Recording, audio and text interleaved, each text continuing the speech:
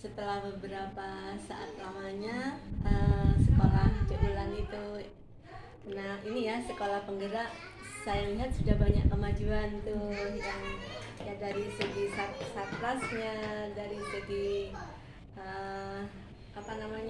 guru-gurunya juga, hubungan guru sama murid, hubungan kepala sekolah sama guru, udah banyak perubahan daripada yang sebelum-sebelumnya. Mengingatkan rencana kita yang hari ini nih Dewulan, kan kita sudah janjian tuh sebelumnya. Apa saja yang sudah dicapai dalam 2 tahun terakhir ini? Terima kasih kepada Bu Elvi sebelumnya. Saya mengucapkan terima kasih atas perhatiannya. Alhamdulillah sejak kami mengikuti program Sekolah Penggerak ini hingga masuk tahun kedua ini, kami sudah mampu menciptakan suasana inklusif. Artinya kami sudah mampu menciptakan pembelajaran yang berpusat pada kebutuhan murid. Jadi kegiatan main itu ditujukan sesuai dengan murid yang terasesmen hari itu. Jadi tidak ada yang namanya nanti anak bodoh, anak pinter, anak setengah pinter, tidak ada. Karena semua kegiatan main itu disesuaikan dengan kemampuan anak. Terus yang kedua yang sudah kami capai adalah kami sudah mengaktifkan komunitas belajar dalam satuan PAUD dengan tujuan agar terjalin kerjasama dan diskusi antar guru. Kemudian kami juga menjadikan refleksi sebagai budaya agar tercipta perbaikan dan peningkatan kualitas pembelajaran. Karena dengan adanya proses refleksi baik dalam RPP maupun dalam kinerja kami sebagai guru, maka guru terus-menerus akan melakukan peningkatan kualitasnya sebagai seorang guru. Demikian.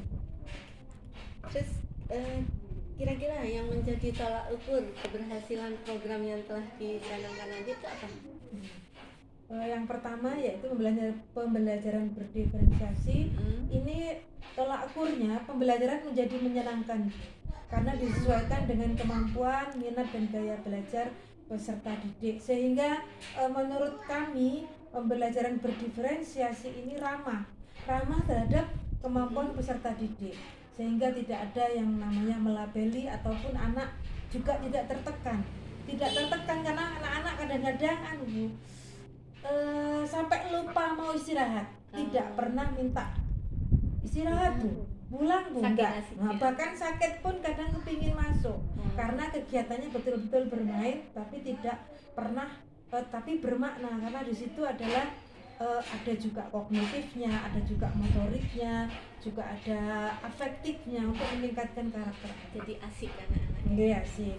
Terus kemudian di dalam komunitas belajar itu menjadi sarana peningkatan guru untuk saling bertukar pikiran dan memberi solusi dalam setiap permasalahan yang timbul dalam pembelajaran. Jadi kami tiap hari Bu, kadang guru-guru itu bercerita kepada Bu, ini begini, ini begitu, sehingga kemudian kalau saya solusi anak-anak kok tertarik usap abur ya Bu ya, nanti guru lain menimpali. Itu mungkin karena tidak pakai barang, coba pakai media alam, atau mungkin kertasnya bergerak-gerak sehingga anak-anak malas, terutama untuk anak A, mungkin karena motorik halusnya belum berkembang dengan baik, makanya guru itu kemudian mengungkapkan kesulitannya dan guru lain saling membantu, begitu. Jadi penting komunitas belajar itu. Kemudian tolak ukurnya apa disebut berhasil untuk refleksi? Di dalam RPP kami itu ada refleksi. Di dalam RPP itu refleksi untuk guru terhadap menarik enggak ya tadi kegiatan main yang saya tawarkan kepada anak-anak. Anak-anak ngerti enggak ya pengetahuan yang ingin saya sampaikan melalui kegiatan main? Nah, itu guru berefleksi di RPP itu. Kadang tidak semua kegiatan main yang kami tawarkan itu menarik atau anak-anak itu senang gitu. Kadang-kadang atau anak-anak paham, kadang-kadang kami itu bayangannya terlalu tinggi, ternyata anak-anak tidak tertarik atau tidak paham. Maka guru untuk besok harinya harus membuat kegiatan main yang lebih mudah mungkin gitu ya. Itu jadi itu namanya, jadi refleksi itu bisa menjadi pijakan guru untuk pembelajaran berikutnya gitu. apa ada kendala dalam program-program yang telah dicanangkan itu? Dalam setiap program pasti tidak ada yang sempurna gitu. Yang Pasti ada iya. kelebihan dan kendala yang kami hadapi. Jadi kendala yang kami hadapi adalah kemampuan dan kemauan setiap guru itu tidak sama dalam proses penyerapan pengetahuan. Kadang dalam komunitas belajar kan tadi katanya komunitas belajar, iya.